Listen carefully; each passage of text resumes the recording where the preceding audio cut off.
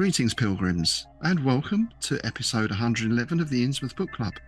As you can see, we've brought you again to the faded splendour of the Gilman Hotel. Not only do we have an honoured guest, it is also, as you may see from the decorations festooning the place, Mr. Lovecraft's birthday. How about that? I'm one of your guides, Rob Whiten. And I'm the other one, Tim Mendes. Yeah, they've got all sorts of canapes and nibbles and treats laid on in the foyer, but, approach at your own risk. Yeah, I'm not sure what those green and purple things hanging up in the corner are. I don't want to look too close. I think they're Shoggoth spawn, mate. Yeah. Oh, could be. I don't think there's so much decorations as part of the general decor. Yeah, I think so.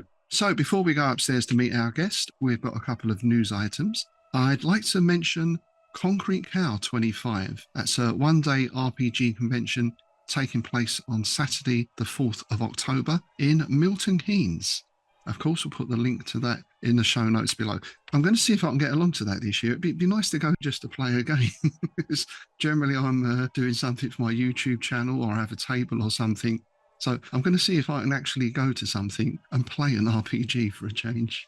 You'd hope that they're doing the Charles Stross Laundry Files RPG, because obviously he did that novella about the concrete cows in Milton Keynes. So there you go. Yeah. Yes. Well, I've got a feeling we might be talking about Milton Keynes a little later on, actually. Indeed. Yeah, I just wanted to remind people about the Clark Ashton Smith conference that is happening in Auburn, California on Saturday, January the 10th next year. Some of the panelists have actually been confirmed now, and it's a good lineup so far. You've got S.T. Joshi, Ron Hilger, Cody Goodfellow, Darian Cahelho, and Charles Schneider, and an absolute hero who people who have watched the Emperor of Dreams documentary will know very well. He's my spirit animal, Skinner. Oh, the artist. Yes, Skinner's going to be there. How cool is that? How cool is that? He was a hero. Yeah. So, yeah, you can check that out at thesmithcircle.net. Excellent. And speaking of conventions, a little closer to home, of course, we have the Innsmouth Literary Festival coming up September the 27th. We're pretty much full with traders now. We've got a great lineup of guests as well, one of whom, Ali Wilkes, is also going to be offering Lovecraftian tarot readings on the day. Yeah, that's going to be good fun. I'm going to set her up a little tent. A little booth. You have to cross her palm with Innsmouth gold, I think, is the way it works. Yes, indeed. Yeah, she's going to be using her main deck that she's more familiar with, but we'll also be using the Necronomicon deck for the major arcana. So, yeah, which is a fun concept which focuses on people's deepest fears. Oh. This is going to be fun, I think. Yeah. Now, just one thing we'd like to mention, because of all the shenanigans we've had with Facebook lately, which is ongoing. Well, I am back on Facebook now, but as I was saying to Tim earlier, I recently got a strike for uploading too many photos to my own profile. They said, it looks like you're spamming. You can't post any more photos for the day.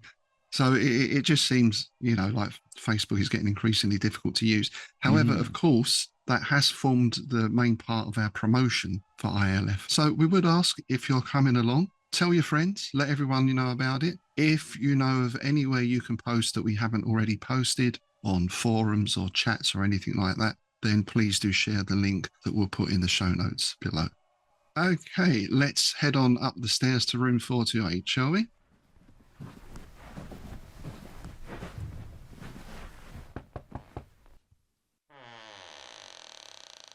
And here's our special guest. It's a big Innsmouth welcome to Scott Dorward. Hey, Scott, how are you doing? Oh, I'm doing wonderfully, thank you. Though I do have some feedback about the decor. Shabby chic, I think it's called. I think they give you a little form when you check out, please leave a review on TripAdvisor or something. Yeah. Is this your first visit to Innsmouth? I think so, though it is all eerily familiar. I do think perhaps I've been here before in dreams, but those dreams where you wake up covered in brine, those ones. Yes, yes. Different kind of wet dream, that, isn't it? Hey. That didn't take long, did it? No, it didn't. yeah, seaweed in the bed. Yes. Yeah. Never a good thing. Now, I'm sure most of our listeners will know you from the RPG world, of course, and the excellent Good Friends of Jackson and Elias podcast. But perhaps we could start with something about your background. And how did you first get into weird fiction? Oh, I can't really remember a time when I wasn't into it. I was lucky enough to be introduced to horror in general by my parents at quite a young age. And unlike a lot of parents who perhaps worried about exposure to bad influences, literary influences, my parents mercifully encouraged all that. My mother was a fan of Edgar Allan Poe and Roald Dahl. Not Roald Dahl's children's stories, but Royal Jelly was one of her favorite stories. And so she got me reading stuff like that when I was something like 8 or 9. And around the same time, I got into horror films. And yeah, I haven't really looked back since then. I'm guessing we're of a similar vintage. So do you think, in a sense, we've lived through the golden age of horror media with the Hammer films and the Poe films and 70s kids' TV? Public information films, they were a horror all of their own. Yeah. Well, there's a lot of stuff like that that I only came to fairly late in life because, don't let the accent fool you, I'm not from these shores. I come from Hong Kong originally. And the stuff that we got on Hong Kong TV when I was a kid was a mixture of British and American television.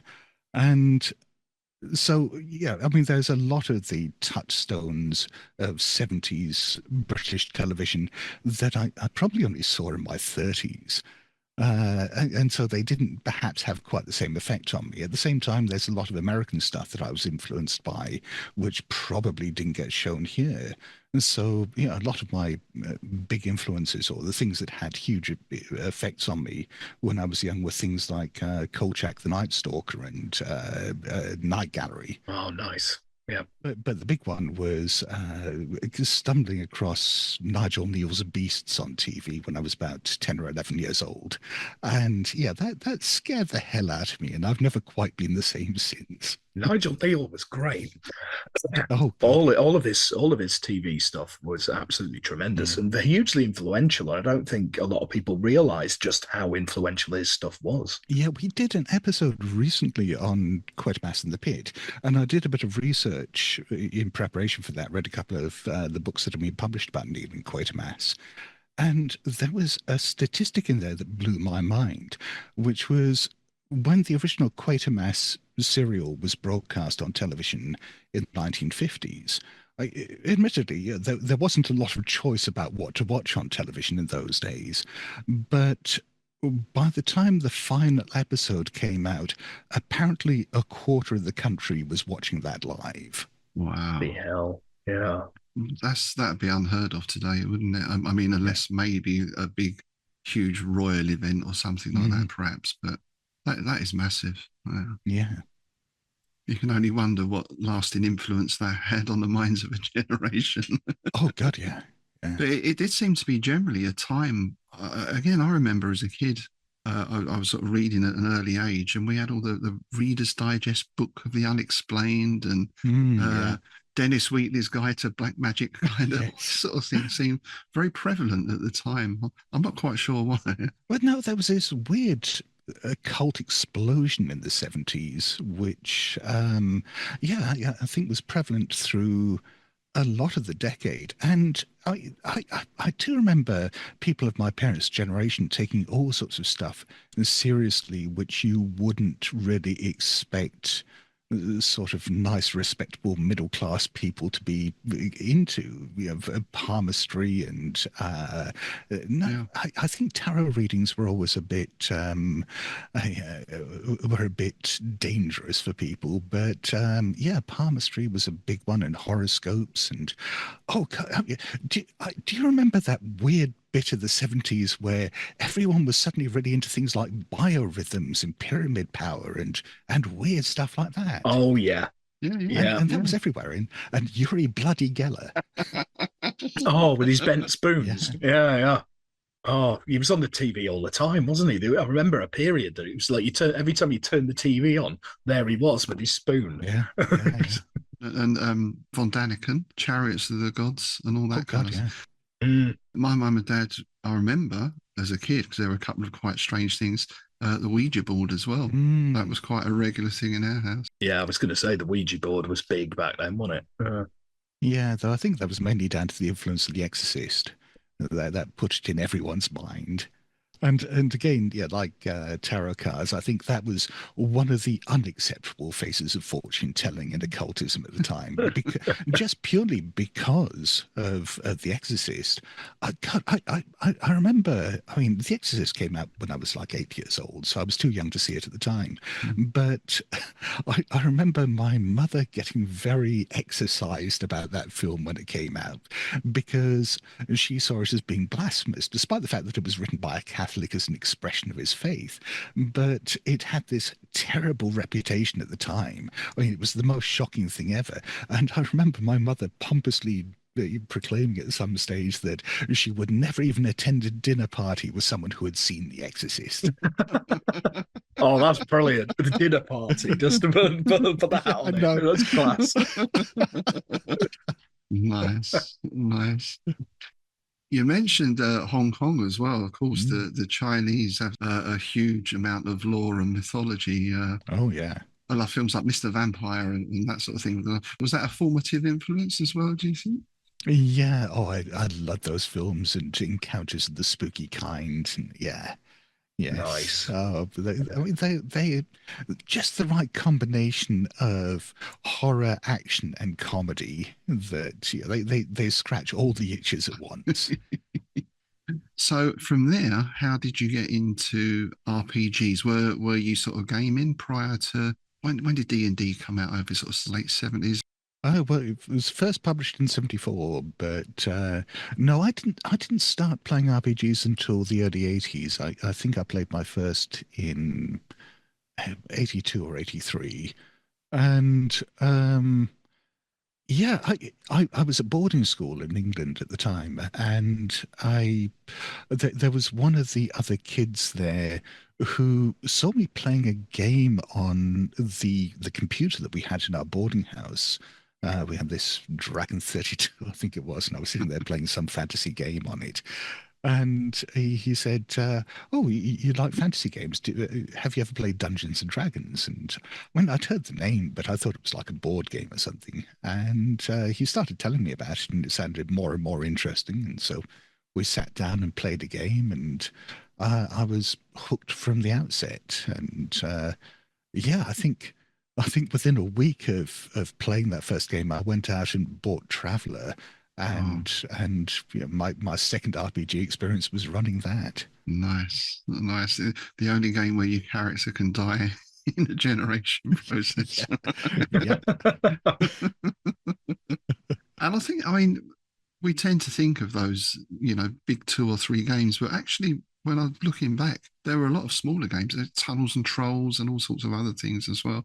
Yeah. It seems to be quite a huge explosion at the time. Oh yeah, and in all sorts of genres as well. Yeah, we tend to think, I think, of role-playing games at the time as being very, genre focused, or at least being very, fantasy heavy and science fiction heavy. But there were all sorts of oddball games that were coming out at the time, like even from TSR, Gangbusters and Boot Hill. So we had westerns and Prohibition era gangsters, and I think if I remember correctly, the first licensed RPG that came out around that time was the James Bond one. Was that Top Secret? Was it? I think was it called? No, it was the James Bond RPG. It was actually all right. Yeah, I remember that vaguely. Yeah. And do you think largely the appeal is you see the films, you read the stories, but now you're in it, so to speak. You're actually in the film or the story. Yeah, I believe so. I never actually played that one, though I do vaguely remember reading through it. And if I remember correctly, the published scenarios were based on the films. Right. So it was very much you being sold the experience of, yes, you are James Bond. Although Without wanting to get into the long weeds, I think that's a really weird disconnect in RPG design, particularly at the time, where you had this focus on media properties like James Bond, where you have a single defined hero, and then it's sort of, and now you and your friends can all play the same kind of thing. Yeah, it doesn't quite work the same, does it? I mean, even in Sword and Sorcery, if you look at the Conan stories, it's Conan, maybe another person, but generally they're fairly solo sort of things. Mm. I suppose Lord of the Rings set the tone with the Fellowship, didn't it? That's your original party. Yeah. I think that's your sort of blueprint for it, isn't it? And maybe even like Fritz Leiber, some of his stuff, where it was more sort of ensemble cast rather than solo protagonist kind of thing. Yeah, because even if you look back at your Dunsany and Clark Ashton Smith, Satan Brazeros, again, it's one or two unfortunates that usually turn out to be. We're going to play this game where you're going to get eaten by a formless spawn at the end. Oh, great. Yeah, your mate's going to get dissolved in a basin. Okay, I think you just described the appeal of Call of Cthulhu. Indeed, Absolutely. yeah. Well, that's the question, isn't it? Why would anyone want to play a game where you know you're going to go mad and die horribly? Yeah. What is the appeal? I mean, that to me was a big part of the appeal. I mean, I remember kind of stumbling across Call of Cthulhu through White Dwarf, because White Dwarf, back in the dim and distant days of the early 80s, used to publish material for all sorts of role-playing games, not just their in-house stuff. And they published a lot of classic Call of Cthulhu scenarios, including some great ones written by Marcus L. Rowland. And I remember, after having played Dungeons and Dragons and Run Traveller, stumbling across some Call of Cthulhu scenarios on White Dwarf and having my mind blown by them, because I was looking through one of them and thinking, all right, but where are the maps? How there's no dungeon in this. There's no spaceship. I mean, it's just like characters doing things. And I based on that, I just ran straight out and bought the game. Do you think some of the appeal of them is the same appeal why survival horror is such a massive genre in video gaming? It's that you get to living the danger in a safe way. Yeah. Maybe it goes back to that primal instinct when we're all being chased by saber-toothed tigers and that kind of thing. Is that you get to that adrenaline of being scared, but in a safe environment. You're not really being chased by a tentacular horror, but you get the same sort of frisson of danger from it. Well, I think a big part of the appeal as well is also black comedy. That people, when they're telling tales of those really grisly Call of Cthulhu sessions where everyone died horribly and there was the bleakest possible ending and the world wasn't saved and everyone got dissolved and stuff like that. And when they're telling those stories, they're laughing. Oh, yeah. We often say that we think there's a lot more humour in Lovecraft than people might give him credit for. Oh, yeah. And then, of course, that whole dynamic of Clark Ashton and the Comte d'Urlet and all that kind of stuff going on. Yeah, absolutely. I mean, horror in general, again, this is a question we ask quite a lot. The world, I don't know if it's getting more horrible, but it's certainly not getting any less horrible, is it? It's certainly getting more insane. Yeah. But every passing minute, it looks like. Yeah.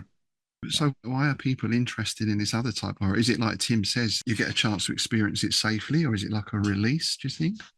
I think it's a bit of both, but it's also a way of perhaps exploring horrible things, of echoing the horrors of the real world. Because I know there have been academic studies that have shown that horror as a genre rises in appeal at times of great sort of cultural upheaval and uncertainty and political unrest.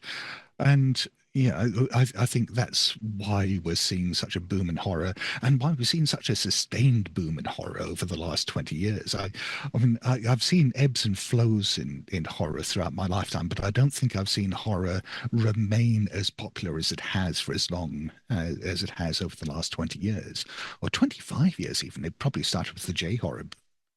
Um, and what horror I think allows you to do is, play around with cultural concerns, cultural fears, and explore them through metaphor. I mean, we've seen great examples of that, like Invasion of the Body Snatchers, which can be a metaphor for everything from, the fear of communism in the US to the fear of loss of individuality, and to, just the fear of the other. And Lovecraft's work was full of stuff like that as well. And, that just keeps happening over and over again. I read a book recently which seemed to be the epitome of that, which is a book called Wake Up and Open Your Eyes by Clay McLeod Chapman, which is basically, I mean, the elevator pitch for it would be, what if Fox News but Videodrome? Oh, nice. Reading it, I was reminded very much of that Garth Marenghi line of, I know writers who use subtext and they're cowards. Nice. It's a fun book and I enjoyed it immensely, but dear God, it's as subtle as a blow to the face. I can't remember who it was, but there's the great quote, isn't it? That that horror is society's mirror. Oh, no. Yeah, I can't remember where the quote comes from, but it does reflect things that are going on, and it's one of the great mediums, along with sci-fi, especially your dystopian stuff, for that kind of plot. And like you say, it's subtext or not so much subtext. Social commentary. Yeah, social commentary is a great vehicle for it. Yeah, absolutely. Well, we think back to Dracula, right? I mean, what is that really about? Again, there's various different readings, I suppose, of Victorian society coming up against whatever. I think the big difference, I don't know if Lovecraft invented this so much, but I think he was one of the best exponents of it, stripping out all that happy ending stuff. You got Dracula, but you just do that. You hold up the cross and that's it. He's neutralized. Something from the outer cosmos. Yeah. Though, I mean, he did give into that kind of ending a couple of times, like in the Dunwich Horror. Yeah. But yes, on the whole, if you hold up a cross to the forces of the Mythos, you're probably just going to get your hand ripped off. I wonder if that was of the time, though, in terms of when Stoker was writing. We're pretty much at the height of the British Empire, and any plucky chap in tweed can overcome the forces of darkness, maybe. Maybe. And that was changing by Lovecraft. Though Lovecraft was a big Anglophile, wasn't he, I guess? Yeah. And there wasn't really that long a period between Dracula and Lovecraft starting publishing fiction. I mean, that was 30 years. Yeah. Which, I guess is a generation enough for a lot of attitudes to change, but their times weren't that different. Yeah. But that's one of the things with Lovecraft, right? He was very into the science of the time and Einstein and astronomy and everything else. Yet at the heart of him, he was a racist colonialist. Yeah. I had this horrible moment of realization some years back, and I'm still not quite sure what to do with it, that one of the things that makes Lovecraft such a good horror writer, or such an effective horror writer, is his racism. That his fear and disgust of the other, of people who aren't like him, bleeds through into so much of his writing. His fear of the fall of society and the corruption of foreign influences. These things are there throughout his work. I mean, particularly, if you look at a work like The Shadow over Innsmouth, and you can see it there on the page. But what he's doing in a lot of cases, I think, and this is what made me uncomfortable, is he is allowing people who don't share his bigotries to vicariously experience the effects of them, so that even if you're not the kind of person who sits there watching GB News and getting incensed by the foreign hordes invading our shores, you perhaps get to understand that fear of invasion of outside forces coming in that drives that mindset, and share it, albeit through a fantastical lens. And when I worked that out, I did feel like I needed a very long hot shower. It's a very good point. Very good. Yeah. In a way, are we taking part in his racism and enjoying that sort of story? Not that we're directly being racist as such, but it does seem to dig into something unpleasant, doesn't it? Yeah, I know. Then again, in the shadow of Innsmouth, we know what happens to our protagonist at the end, and he seems to fully accept it, doesn't he? Yeah. I'm still not sure what to make of the ending of that story. It did come very late in Lovecraft's career, and maybe it does reflect some pun intended sea change in his attitudes. or alternatively, maybe he did envisage that as a descent into madness and the corrupting forces of the outside winning and changing the protagonist. It's ambiguous. Wow. I'd like to believe the former, but I have no trouble believing the latter. Yeah. Is it about normalcy as well? Because in a sense, certainly in English society at that time, and even today, I saw this even just, I won't go into it because it was a horrible thing on Twitter, but you're not normal, are you? Everything has to be normal. There's such rigid adherence to what is normal, and the horror, as you mentioned, anything outside of that's where the horror comes in. Yeah, I mean, this is why I think there's been such a wonderful explosion in what's known generically as queer horror in recent years. Yeah, from throughout the range of the LGBTQ community, but these stories that are being told out of this deep frustration, this anger with exactly what you're talking about there, with living in a world where you are constantly being told that what you are is not normal, then horror is a great way of expressing a reaction to that.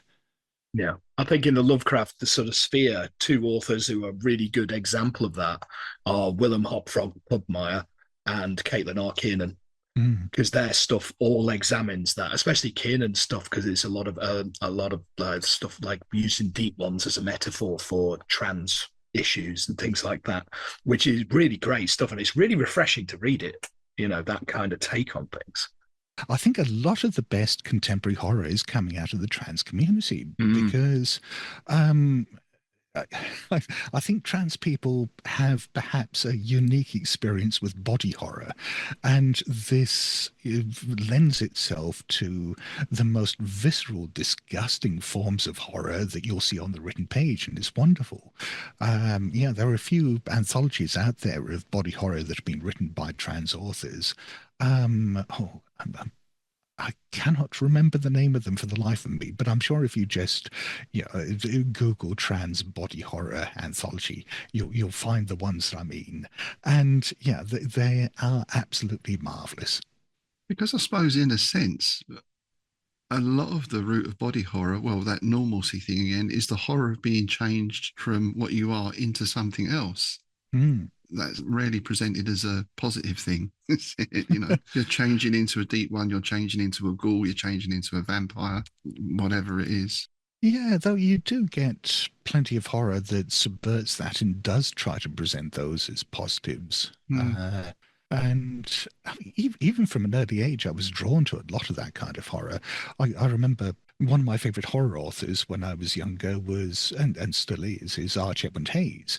And a lot of his stuff was, a lot of it was straight horror, but a lot of it was also, very sympathetic towards its monsters. Yeah. And certainly as a teenager, coming across that stuff, at the same time as I was coming across things like Anne Rice's Interview with the Vampire and the like,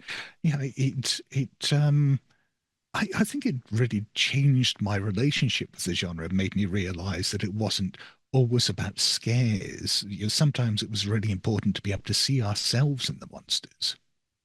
Very true. I think of the Monster Club, the Shadmock story. It's heartbreaking, right? It is. It's a very sad story. Oh yeah, and the werewolf and the vampire is just such a beautiful, messed up love story that is funny, angry, and tragic, and I love that story. It's interesting what you were saying about like society's mirror and all that thing and horror and all that. And you've just mentioned that some of the best horror of the moment is being written by trans authors. If you go back to the end of the Victorian era, most of the best weird fiction was written by women who, at that time, it was a point of social upheaval and all that kind of thing. Because you had people like Charlotte Perkins Gilman, E. Nesbit, and all these other great authors. So yeah, it's interesting, isn't it? Even if you go further back than that, the entire Gothic movement was pretty much created by women and by queer writers. Horror has always been a very queer genre. Yeah. Yeah. Is that outsiderness, do you think? Because again, there's the paradox, Lovecraft the outsider, right? Yeah. Again, from Lovecraft's perspective, I'm not sure if that's a positive or negative. Did he see himself as an outsider because he didn't like what was happening in society? Things are becoming more liberal or whatever, I think with Lovecraft, it's all sorts of things. I think, there's also a lot of the isolation that he felt in his childhood and his mental health problems and his relationship with his parents and his father's descent into madness and then his mother's psychiatric problems, but it's not hard to see how that would shape his horror. I mean, it was the same with Peter Clark Ashton Smith as well, because he was pretty much an outsider to Auburn. He was very different. That bohemian poet, he was kind of looked on as the weirdo who lived up in the cabin kind of thing. You get that impression, and obviously he had poverty and his illnesses and all that kind of thing. So yeah, I guess it is that feeling of being other. I guess is that a prerequisite to being a good artist? Do we think, or is that a stereotype? I don't know if it's a prerequisite, and I've certainly seen plenty of critiques about the idea that you need to experience pain, or at least pain fuels artistic creation, because as a lot of people have pointed out, pain gets in the way of artistic creation. It's something to overcome, but that doesn't mean that it doesn't influence and shape it. I think everyone who creates stuff, whether it's writing or another form of art, does so for their own personal idiosyncratic reasons. Yes, a lot of that is because I think certainly with writers, I think a lot of writers perhaps became writers because they spent a lot of their early years living inside their own heads and telling themselves stories, and these stories spilled out onto the page. And that perhaps doesn't speak to the happiest of childhoods, but I also think you can't say that universally. There are plenty of writers out there who are probably quite happy, well-adjusted people. I'm not sure I've ever met any of them, but I'm sure they exist. I'm just trying to apply that to musicians as well. I'm thinking, yeah. Yeah, herding cats, isn't it, Tim? A musician. Oh, yes, isn't it just? We want 4 people to be in a room at the same day at the same time for 3 hours. Yes. How difficult is that? That's like scheduling RPG groups. Oh yeah, same kind of thing. Yeah, I think that's why we're seeing a rise of online, the Zoom kind of thing. Yeah. Because I was on a panel at one of the conventions last year. And it was all about virtual, doing things virtually, and because I did a lot of readings and things like that virtually, and yeah, they were having a big old discussion about the appeal of doing like tabletop gaming on your desk in front of you and all that kind of stuff. Yeah, oh no, I'm a huge convert on that front. I haven't played a game in person now for oh gosh, not since 2019. Wow. Uh, Wow. I mean, since the pandemic and people got used to doing stuff online, Yeah. I've been playing games online exclusively. Well, for a couple of reasons. One is just convenience, Yeah. but also it gives me a chance to play with people all over the world in a way that I wouldn't be able to otherwise. My two regular gaming groups are both divided between the US and the UK. And we'd never get to play together otherwise if it weren't for doing so online. And yeah, I'm involved with an awful lot of actual play podcasts, and those are all done exclusively online as well because, well, again, it gives you a chance to draw on people from all over, but also it's just much easier from a technical point of view to record in this way if you're doing a recording of a game than it is to get a bunch of people sitting around the table, mic everyone up, and try to find ways of reducing the background noise. Here you can do multi-track recording. You can mess around with splitting up crosstalk and things like that to make the game easier to follow. And yeah, it's transformative. And we were saying the other day, it's so common now. You see, we watch like Channel 4 News or something, and we're going to cut to whoever it is somewhere or other, and they're sitting in their front room. Yeah. Would have been unheard of, wouldn't it? Can you imagine the BBC? Yeah. We're going to Yeah. cut to Sir Hugh something or other's front room. I mean, apart from the technology, just that wouldn't have been acceptable, would it? But now everyone is used to that.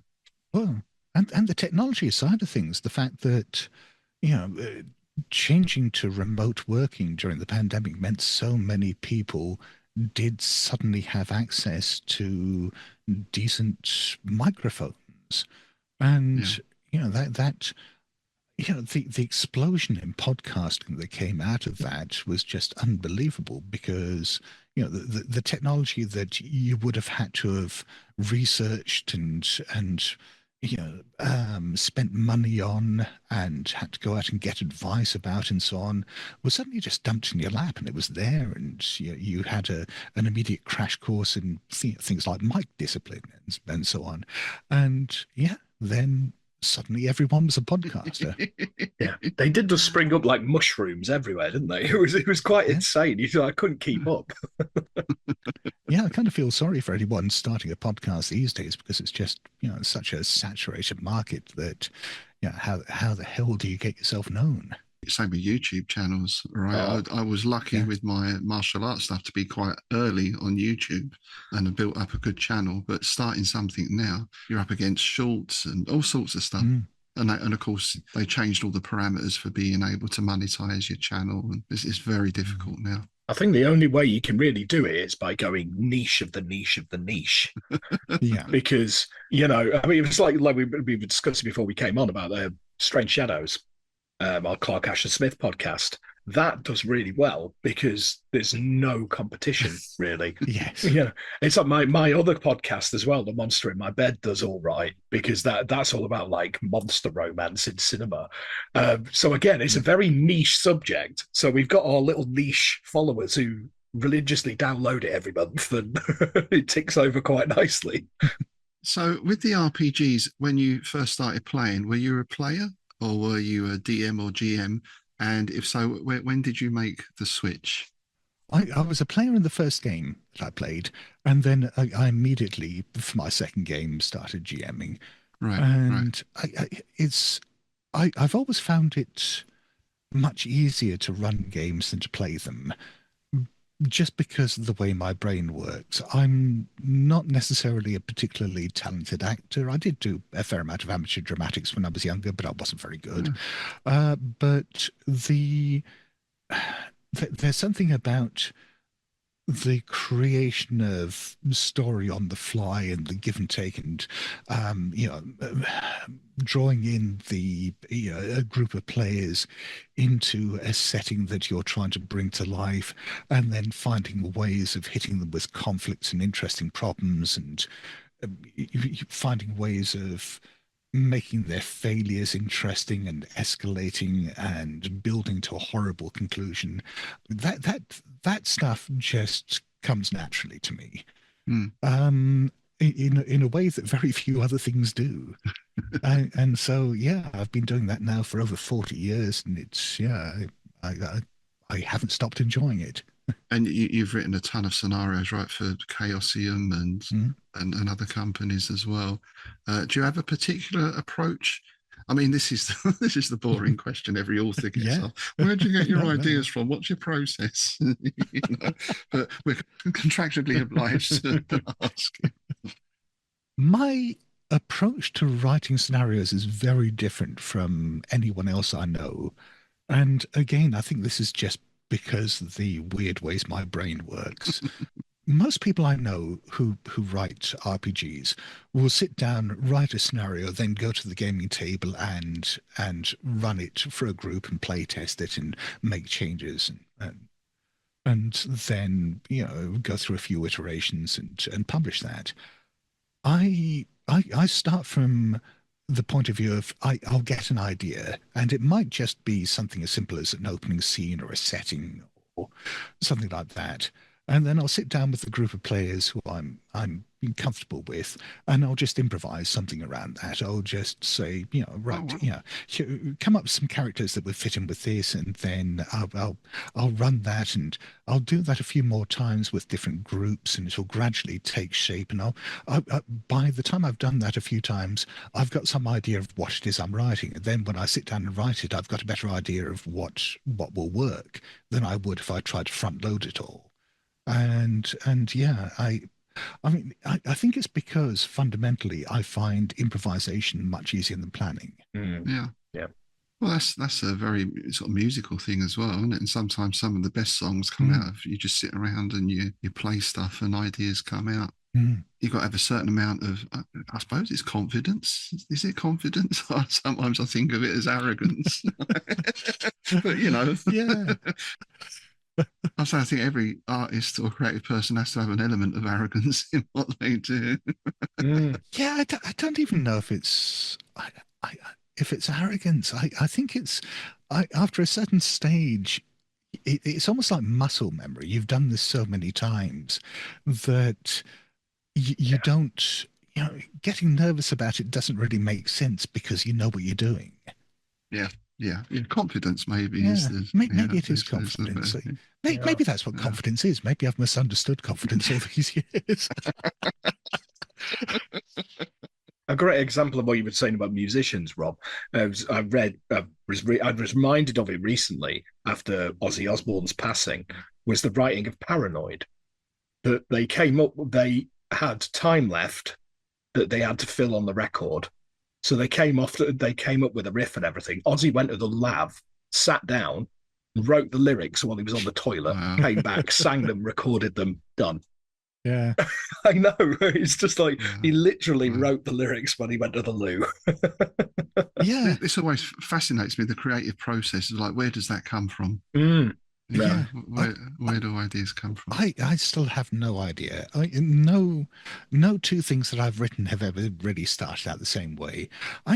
I mean, sometimes it is just, you know, here's this book, you know, we'd like you to contribute a scenario to it, and here's the general theme of it, or something like that, and you know, that'll mold what it is that you're starting with. But yeah, a lot of the time it's just maybe I read a story recently and I thought, oh, it'd be interesting to, you know, flip that on its head and do the opposite of it, or maybe maybe I just misheard a phrase at some stage and it's stuck in my head. And, yeah, I think there's a process that goes on, and I don't know how universal this is, but it's certainly very much how my brain works, where there will be something like that. There'll just be this, you know, just a random phrase or a location or an image or something like that that will sit in there, and it's like it's like an oyster getting a grain of sand in it, and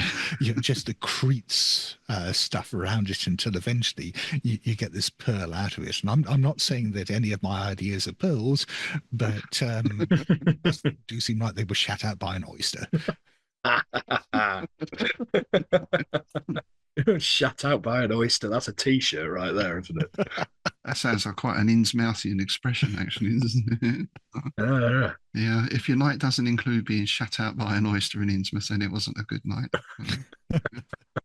That praise thing is weird, and I think it does vary with people. I know I've told Tim this before.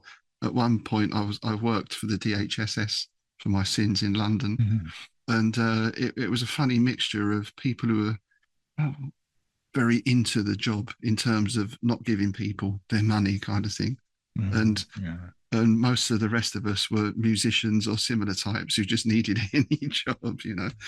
And there was a van came into the car park one day, and it said on the side "barking tires." And me and my mate just fell about laughing, and the rest of the office is just, look, there's a place called Barking, but they're tires and they're barking. And I think we were both a bit sort of acid heads at the time. So it was absolutely hilarious, you know.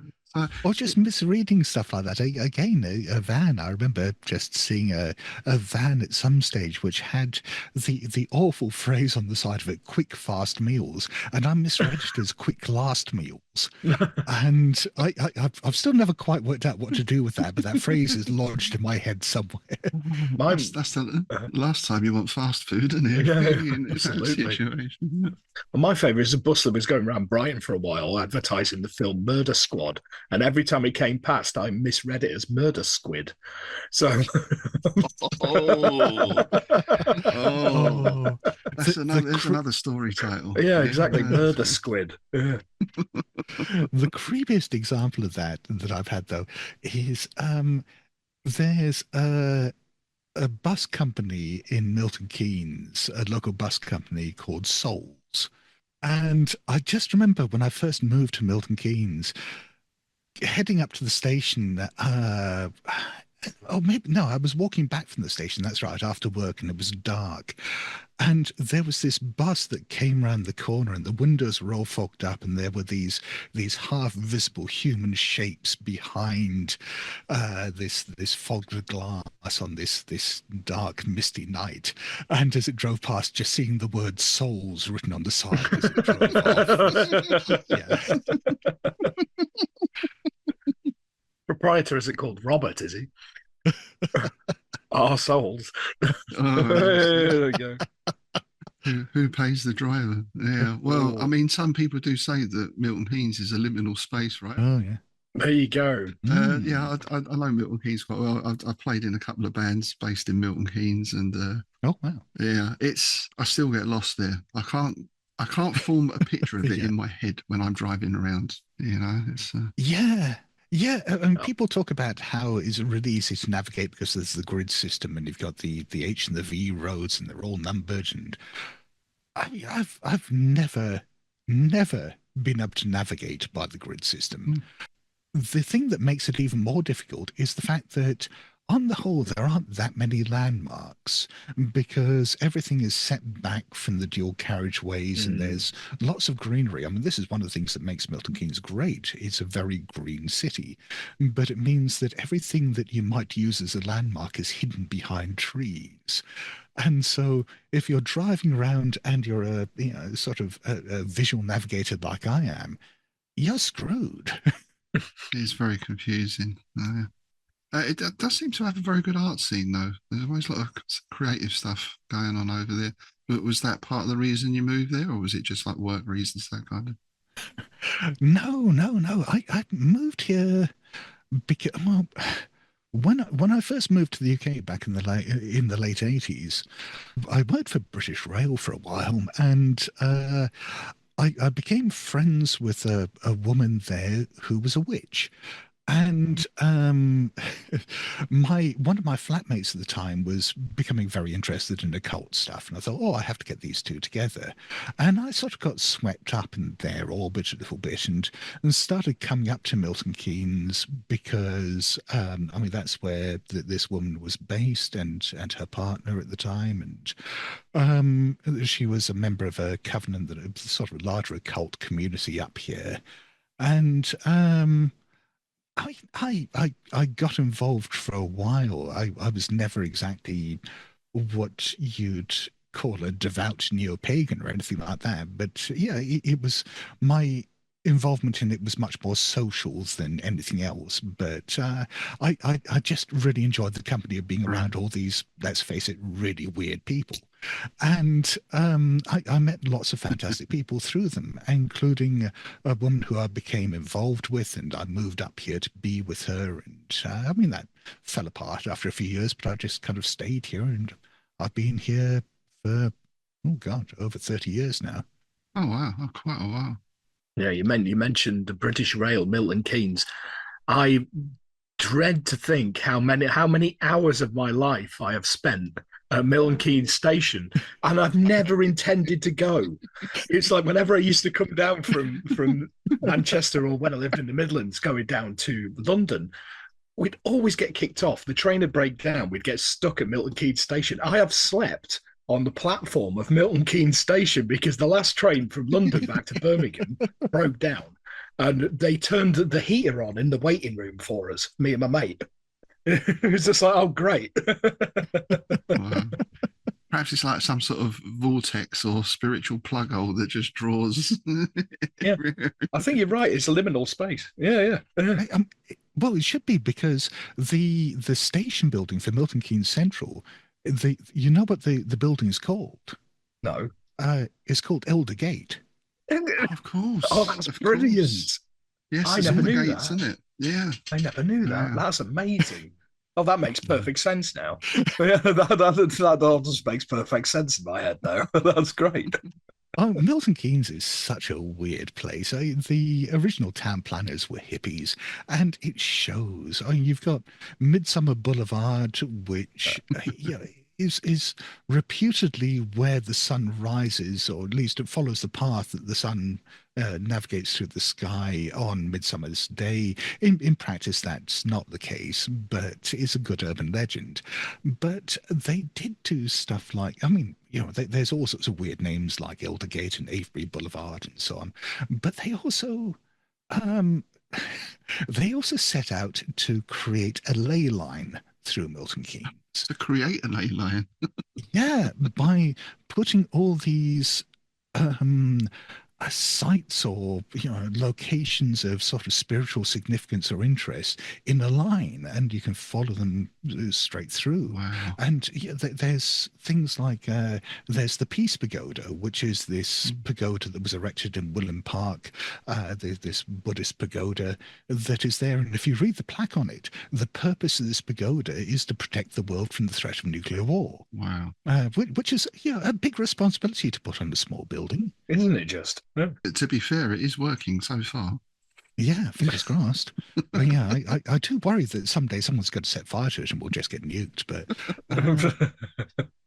But then, if you follow that line, there is the Medicine Wheel, which is this stone circle that they erected in Willem Park that is supposedly, and I don't know how this works, designed to simultaneously follow ancient Celtic and Native American traditions. Of course, yeah. And it's got a fire pit in the center, and it's used for rituals every now and then, or ceremonies.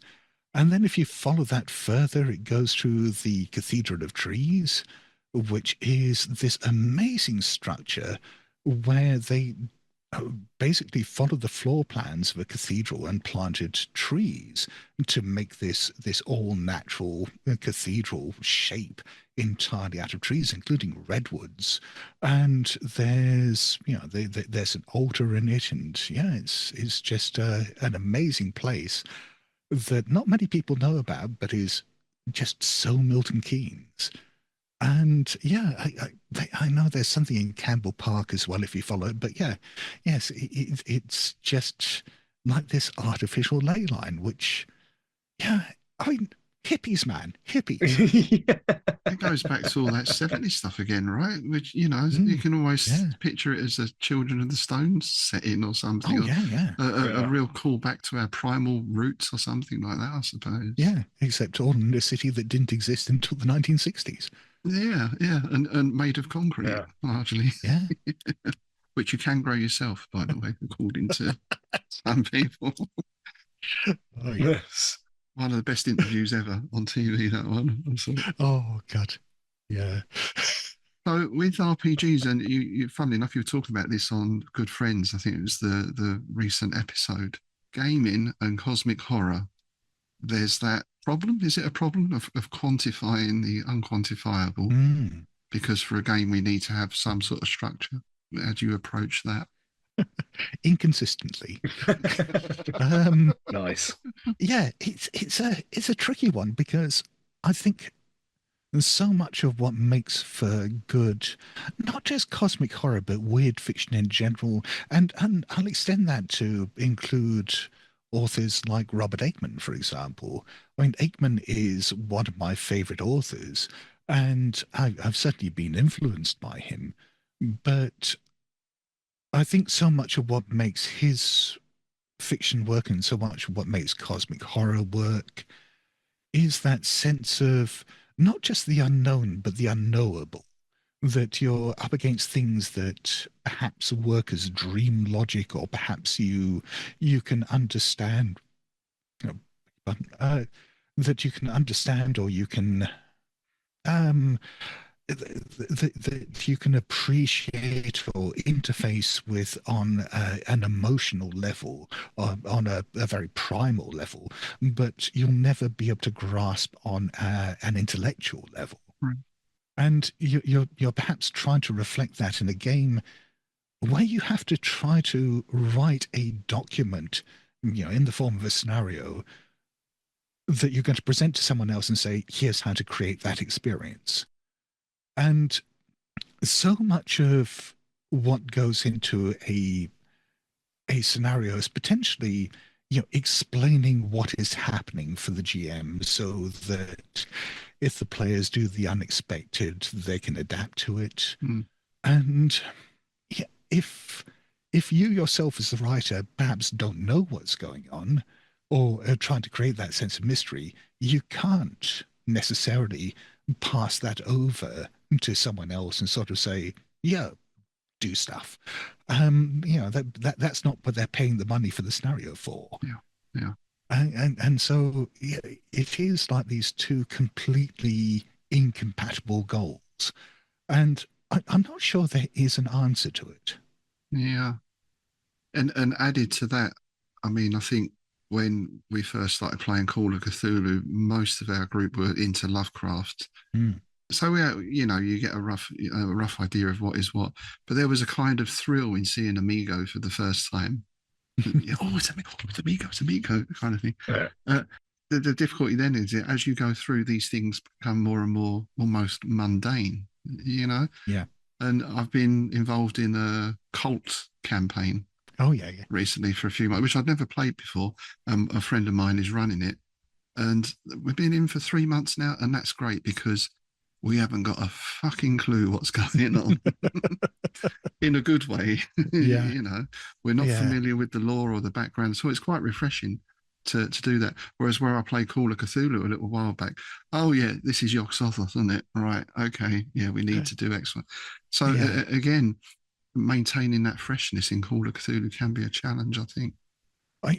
Some years back, I pitched a book idea to Matt Sanderson and Paul Fricker that we ended up collaborating on, called Nameless Horrors, which was designed to address this entirely. I did write the introduction to that book, and in it I describe exactly that problem you're talking about, where I think I described this scene from a game where you as the keeper are describing this, you're in this dark house, and there is this, sinister shape moving through the shadows, and you catch a glint of its eyes and its teeth just in the moonlight, and as it steps forward, you can just see that there's a canine cast to its face, and one of the players immediately pipes up and says, "Oh, it's a ghoul," and and the whole purpose of Nameless Horror, the pitch that I gave, was that we wouldn't use any canon Lovecraftian entities in it, but more than that, we'd try to keep what the things in it were as vague as possible, that ideally they should be more nameless horrors. And I mean, the other the other part of the pitch was that the scenarios in it shouldn't necessarily end up in a big fight as well. Yeah. But it was trying to create that sense of, or rather bring back that creeping sense of the unknown. And I mean, that's something that I will always advocate for in Call of Cthulhu. And it frustrates me sometimes that the entire Cthulhu mythos was built up from writers basically playing literary games with each other, playing off each other's work and twisting things and creating new toys to put in the playground and stuff like that. And every writer who came to the mythos put their own spin on things, changed it in different ways, put their own entities in there, perhaps threw out all the canon and did something brand new with it. And yet there's the expectation in Call of Cthulhu that these are somehow immutable truths, and we have to stick to the canon monsters, and I'm writing the scenario. What mythos god would be a good fit for this? And I mean, that can be fun to do sometimes. I mean, I have had fun writing scenarios like that, but I really want to see more Call of Cthulhu writers feel like they have the same freedom that fiction authors do to just make shit up. That's how all this stuff happened. People made shit up. Go and make shit up. This is how things are created. Yeah. I think the two best campaigns we did back in the day were Dreamlands, because again, that was suddenly very unknown territory, and you can make anything happen really. And then we did modern. Well, it was set in 1970s London, and there were very few creatures in it. Most of the time, you battle against organised crime, which is a front for a cult, which has got political influence, etc., etc. And it's interesting. And we eventually switched from COC to Vampire the Masquerade, which I know Tim had played a lot of as well. Yeah, I did. Yeah, which again was another kind of shift from D&D to Call of Cthulhu to Vampire. Each was a sort of shift in tone, I think. Do you think if a scenario writer did exactly what you're saying and just could completely go off on their own tangent, do you think there would be any kind of kickback? Because I mean, you see it with people like talking about Derleth and how he put that sort of Christianity spin on things, right? And a lot of people get up in arms about it, but that's just his take on it. I haven't got a problem with it. Do you think that any of that would happen? Well, I can see that the biggest kickback to it might be from GMs who buy scenarios basically to create an ad hoc campaign. That they perhaps buy a lot of the classic scenarios that are set in the 1920s, and they'll run their gaming group through one after another and try to find some way of connecting them together or find some pretext. I mean, and sometimes they are pretty contrived, but at its worst, it can become very Murder, She Wrote, where you've stumbled across yet another cult, or yet another one of your uncles has written to you in dire need of help, and another legacy. And if you then present them with a scenario that says, "Oh yeah, all the stuff that you've established as canon in your game so far, none of that actually applies anymore, and here's how the mythos works in this," then I can see why it might not work for them. But I still think that Call of Cthulhu works best as a series of one-shot games. I mean, you do have the big campaigns, and they can be a lot of fun, but I think there's something unique about the experience of playing a one-shot scenario that feels like a horror film, where there's no guarantee that anyone's going to survive at the end, where you're pushing things to destruction, where you want to make it as horrible as possible.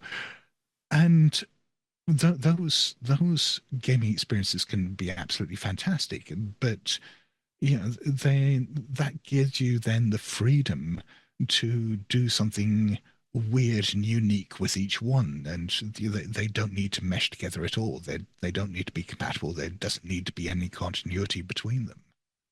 In that sense as well, I mean, one of the good things we always say about, well, weird fiction, but Lovecraft in particular, all those themes, is you can apply them to any time, any place, any setting. It could be a romance, it could be sci-fi, it could be prehistoric times. So do you have a favorite era or particular setting, or do you just like to experiment with different times? I think my favorite era is the present day because, well, for a start, I mean, that's what Lovecraft was writing about when he wrote his fiction. He wasn't writing period fiction. And so, yeah, I mean, it can be fun playing games set in the 1920s, but Lovecraft set his work in the present day because that that foundation of reality, that automatic buy-in from the readers, gave him the opportunity to then contrast that with the weirdness that he was going to throw in from the cosmic elements. And using a period setting, it can be a lot of fun, but I think it does then create that distance that somehow makes the entire game feel more fantastical. I'm not saying that the 1920s were a fantastical mythic era or anything like that, but they're also completely outside the lived experience of any of us. And that means that, it does create that kind of distance when you're playing that perhaps makes it feel less real. But if you're playing a game set in your hometown in the present day, then you're immediately going to have that buy-in. Everything's going to be familiar. So when the weird elements come in, you can focus on those rather than trying to remember, how car starters worked in the 1920s and having discussions about slang and radio programs and so on, which can be fun, but are nothing to do with the kind of horror that you want to bring in. Is there also an RPG challenge in there? And do you play with your modern mindset, or do you put yourself in the mind of a guy from East Side New York or whatever in the 1920s? And how do you do that without having a lot of research and knowledge of that particular time, Yeah. And that's a really close time for us if you're going back into medieval or something. Yeah, and it opens up other cans of worms as well, which kind of relate to what we were talking about before with Lovecraft's bigotry, which is admittedly, things do seem to be coming full circle a bit at the moment, but those were pretty intolerant times for, a lot of people. And then, there's... this is something that the Harlem Unbound book, I think, handles really well, which is presenting you with tools for addressing the historical realities of the time without playing into the bigotry, if you see what I mean, without recreating the bigotry. And I think there's a good argument for doing that. There's a good argument for doing ahistorical games. I know, a lot of people that I play with will want to play, for example, non-binary or trans characters. And, having an openly non-binary character in 1920s New York might be a difficult sell. I mean, but that doesn't mean that you shouldn't play that game. And so, I think, you've got to be very flexible with your approach to history. And I don't think it's worth getting too hung up on getting all the historical details right or trying to accurately recreate the mindset of the characters from that time if you don't want to. Yeah, because the game is the thing at the end, right? Yeah. We're playing the game. We're not historical reenactors kind of thing. Yeah. So there's a couple of things we touch on there. One, it's a horror game. So at some point, blood's going to be spilled. Oh, yes. And then those social issues you mentioned as well. And I think this is where RPGs have really developed over the last 20, 30 years. Not only have they widened in their appeal, I think, but also in their approach to some of those issues. They seem to me to be a lot more inclusive now than they used to be. God, yeah. I remember about 25 years ago when I started going to conventions in the UK, I remember going into them and like 95% of the people there were middle-aged white blokes. And I remember looking around and thinking, yeah, this hobby is going to die in 10 years because, you know, we're going to start dying out and there isn't anyone coming up to replace us. And then there was this miraculous thing that happened between the indie games movement and the renaissance of D&D about 15 to 20 years ago that just completely changed the demographics of gaming. And I couldn't be happier about that. I mean, gaming is now, going from thinking that RPGs were just going to die out completely to seeing them at their biggest time. I mean, they were huge in the 1980s when I was getting into them, but I think they're probably even bigger now. Oh, absolutely. I think And seeing that renaissance, that rebirth, has been really exciting, and seeing so many different kinds of people coming into games. So when I go to a gaming convention now or play with people online, it isn't just the same demographic over and over again. I did text Tim from a convention I was at a little while back, and I mentioned no names, but it was I'm going to make a new game, Beards and Bellies. And I totally include myself in that. I've been LARPing that for years.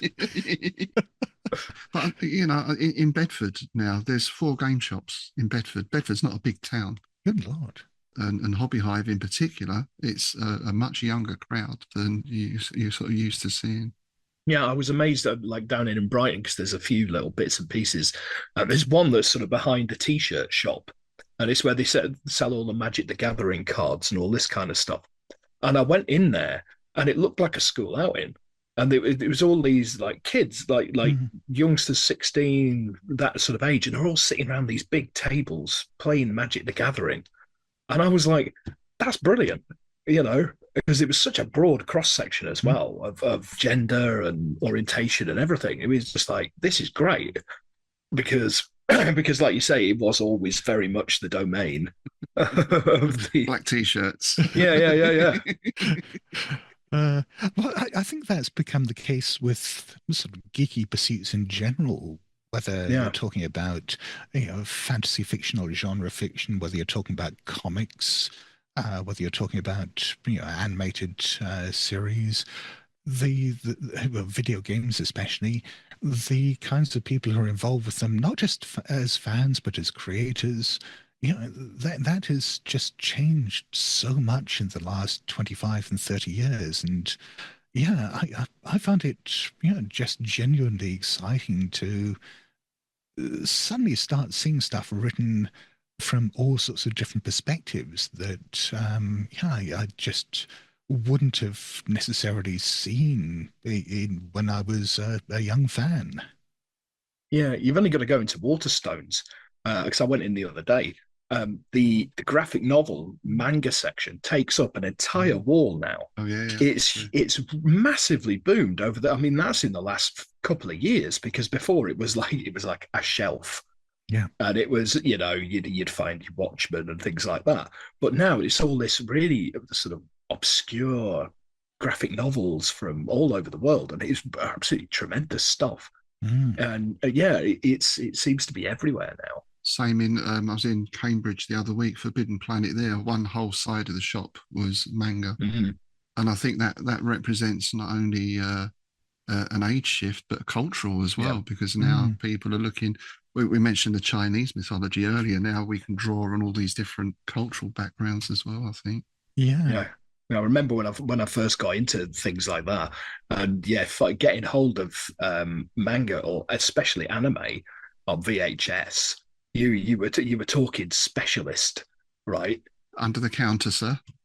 You were. You'd have to specially order things in. Cold print, sir. Oh, cold print. Oh. Yeah. At the risk of sounding like an old fart, I don't think the internet has made everything better by any means. And I think the social media in particular is probably going to end up killing us all, but that's another story. But one good thing that's come out of it is that it has made fandom and the media in general accessible to everyone. And, you can just the ability to find niche products or niche creations, books, films, games, within seconds, and be able to buy them and start experiencing them immediately. I mean, as a teenager, if I'd been exposed to that, that would have just melted my brain. Yeah, you were kind of restricted to fanzines, especially fanzines and the odd like bigger publication, like you mentioned, White Dwarf. Well, yeah, to find out anything new or interesting, or even other people into it, you'd look in, they'd often have contacts, wouldn't they, of like local groups in the back of the fanzines and stuff, right? Yeah. That's exactly our RPG groups. Like I was a member of a war game club, so that was all the tabletop thing. But the RPG was literally a small lad in the back of White Dwarf. Right, yeah. And the guy lived like 3 streets away, and that then formed our thing. And he said something, "Well, see what happens when you answer small lads." Those classified ads were, I mean, in that pre-internet day, were just our lifeline. When I first moved to the UK, I'd been to a few writers' workshops when I lived in the US. And I moved to the UK and I put an advert in the back of Fear magazine. Nice. The late lamented Fear magazine. God, I missed that. That was such a good magazine. And basically to start my own writer's workshop out of my flat in Beckenham. And I ended up making a number of really good friends from there. And and a number of them went on to, publish some stuff. I mean, I don't think anyone, ended up kind of becoming a household name, but it was just a way of contacting the community and like-minded people that, short of hanging around in bookshops and talking to people there, which was the other thing I did, it was about the only way you could actually really meet fellow fans at the time. Yeah.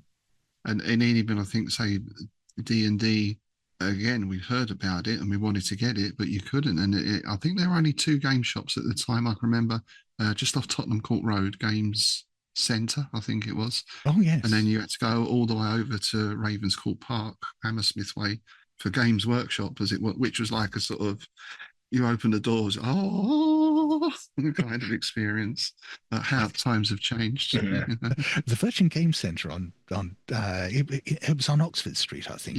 Yeah. I talked to someone a while back, and I can't remember who it was, who was telling me that the offices above that, which were part of the Virgin Game Centre, were actually used by South African intelligence as the headquarters for monitoring anti-apartheid groups in London. Wow. And the Virgin Game Centre was basically funding them and housing them as they were conducting their pro-apartheid activities. Yeah. Wow. That's a very strange thing, isn't it? Isn't it just? And quite sinister as well. Yeah. Yeah. Oh, but, I mean, the whole scene was weird at the time. I used to spend a lot of time at the Book Inn on Charing Cross Road. I don't know if you remember that. Yeah. Do you remember what happened to it? It burnt down. Oh, right. And I mean, there was a friend of mine worked there, and said that he had reason to believe that the guy who owned the place was actually using it as a front, and that he was an arms dealer, and that he'd basically gotten the wrong side of Mossad. Bloody hell. And he'd he just ended up vanishing, and the place burnt down. Wow. See, this is interesting to me because you think that's heart of London, Oxford Street, normal with a capital N. Yeah. But this lovely thing is perhaps not the right word in those particular circumstances. You just scratch the surface a little bit. What have we got underneath? There's that real life horror again. lurking in the shadows, you know. Oh yeah. I keep thinking that would make a great setup for a scenario. It would. It would. Yeah. Well, that'd be kind of metafiction. You'd be a role-playing group playing a role-playing group in a in a shop. Kind of. My head's hurting already just thinking about that.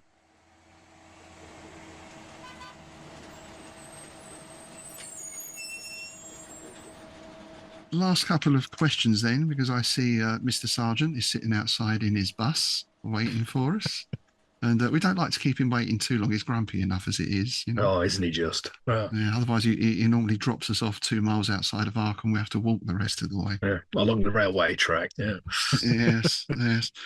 We do like to ask our guests, of course, favourite Lovecraft story and favourite other story as well. It doesn't have to be Lovecraftian necessarily or novel. Oh, gosh. No, let's keep it Lovecraftian. So my favourite Lovecraft story, I don't know that it's my favorite. In fact, I will say absolutely no, it's not my favorite. But the one that I have a fondness for is The Moonbog, just because it was the first Lovecraft story I read. Right. And this was before I had any idea who Lovecraft was or the Cthulhu mythos. My exposure to Lovecraft was that I'd read a few stories in anthologies as a kid. And then when I played Call of Cthulhu and learned to recognize the name H.P. Lovecraft and went off and picked up collections of his stuff, I suddenly realized, oh yeah, I've actually read, things like The Outsider and The Evil Clergyman and so on elsewhere. But The Moonbog was the first one that I'd encountered in some anthology of, I guess it was horror stories for kids. And there was just something weird about it. I mean, it's not a good story by any means. It's certainly not, Lovecraft's best. It's not even the Cthulhu mythos story.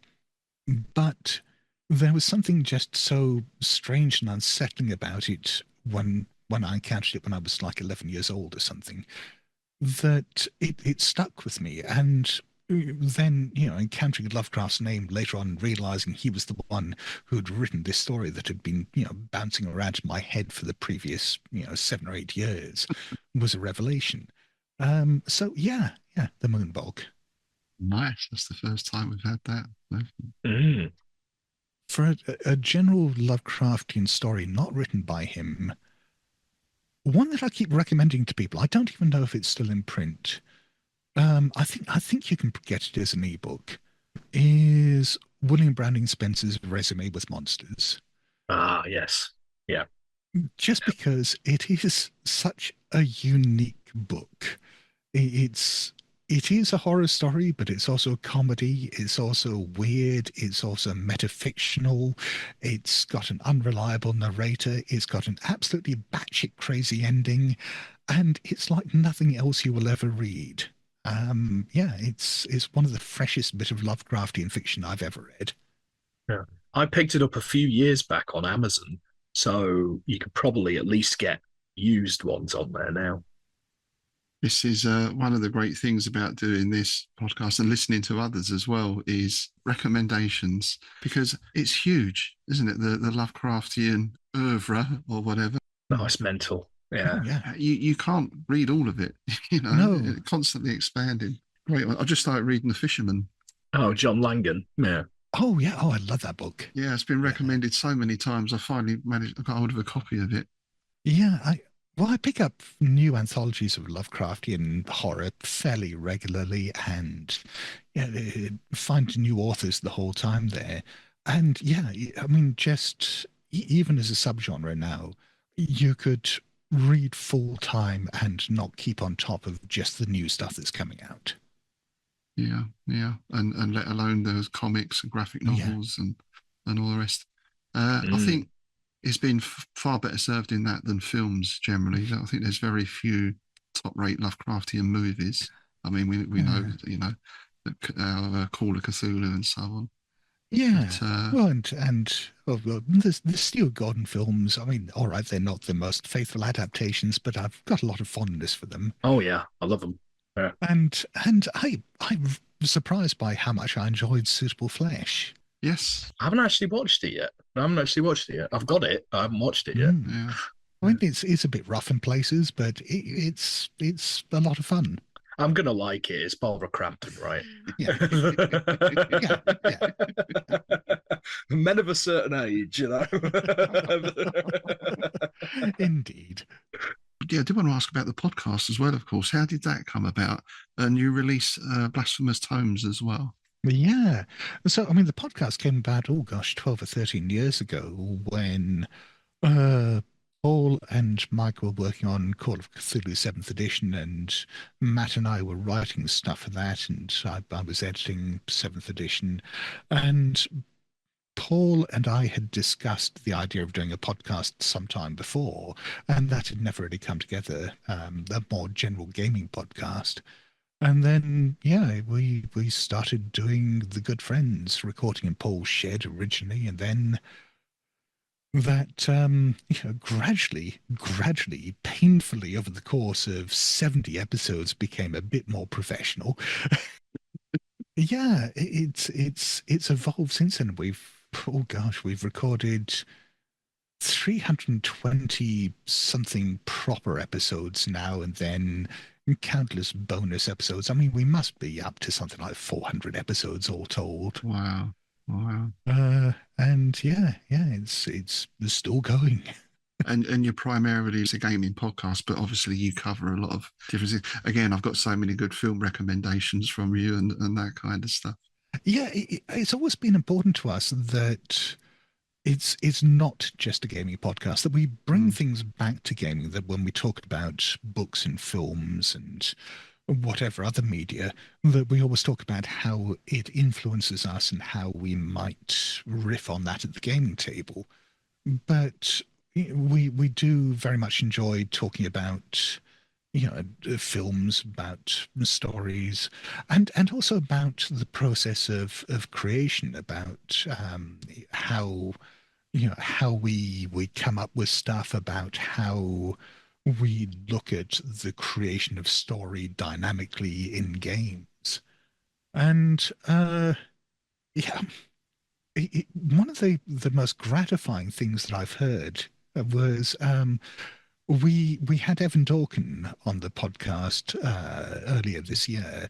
Evan, of course, is a comic book writer and artist who, I mean, he's legendary in the field. He's primarily known for humor comics. He was creator of Milk and Cheese, published his comic Dork for many years, but drifted into horror with Beasts of Burden, which won countless awards.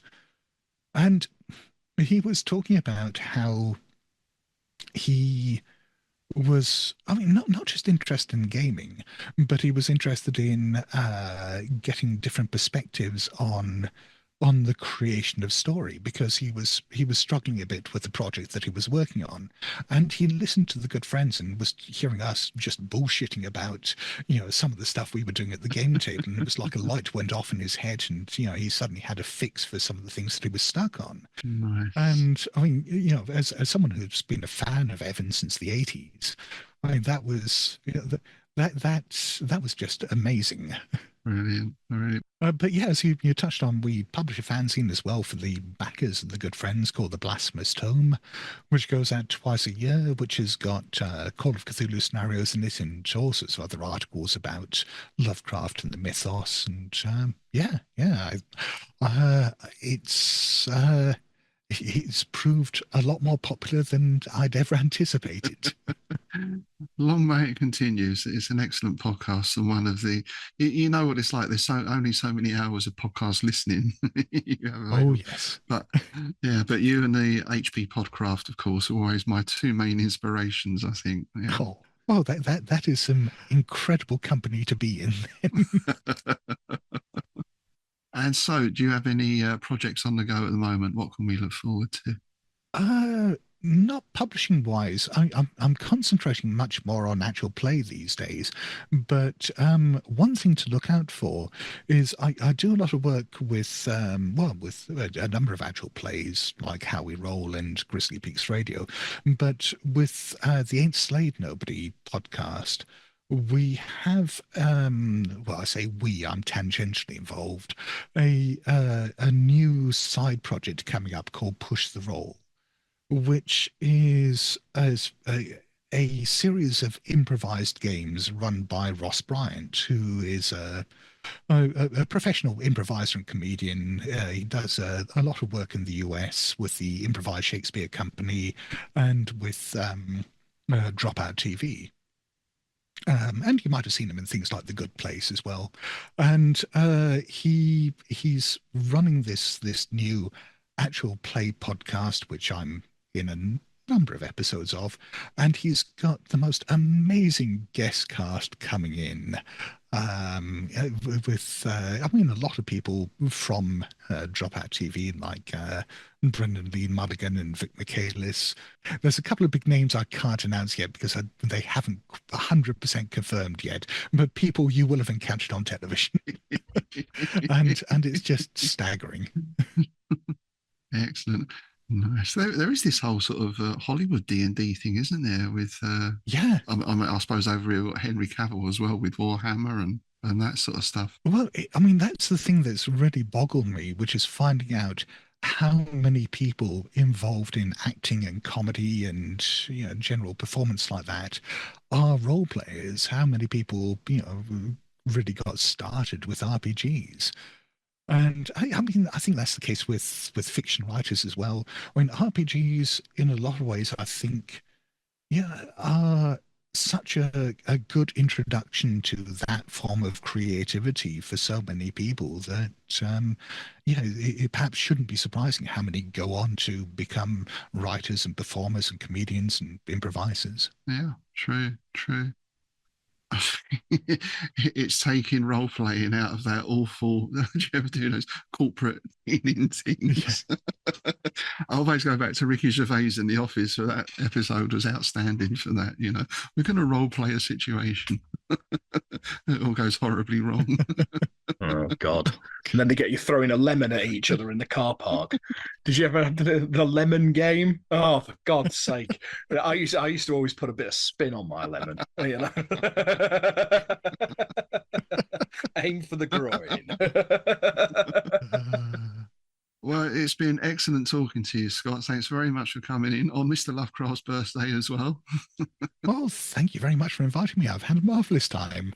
And of course, we all get to leave, but our guest gets to stay overnight and experience all the wonders of the Gilman Hotel. So we hope you have a happy stay. Oh, yes. The view from here is singular. Brilliant. Yeah, I wouldn't call for room service if I were you, but marvellous. Thanks a lot, Scott. Thank you. So, folks, if you'd like to join us, we'll head on back to the bus. Time for us to leave Innsmouth. And I think next time we're going to be doing our fungi from Yoggoth, aren't we, sir? We are indeed. Yeah. I can't remember what number it is now, but it's a lot. It's a lot more than we anticipated when we started, isn't it? Indeed. Yeah. Yeah, and I can feel that one going off on a tangent as well, because one of the sonnets we're going to be looking at is St. Toads, isn't it? So. Oh, yes. We're going to be getting into the Sarthogia sculpt that Smith sent to Lovecraft that he had on his mantelpiece. I wonder if that was a birthday present. Imagine getting a Smithian sculpture for your birthday through the post. That'd be awesome, wouldn't it? Yeah. So that will be going out for our patrons in a couple of weeks' time. Thanks very much for joining us today. And if you'd like to join our patrons, of course, in supporting the show, do check out our Patreon site. When you subscribe, you get bonus content to Innsmouth Book Club and Strange Shadows, quarterly copy of Innsmouth News, and of course, free entry to the Innsmouth Literary Festival and any other events that we might be planning on putting on. So we've got enough planning at the moment with the ILF, but next year, who knows? Who knows? Okay, thanks for joining us, folks. I'll see you next time. It's goodbye from me, Rob Poynton. And it's goodbye from me, Tim Mendes.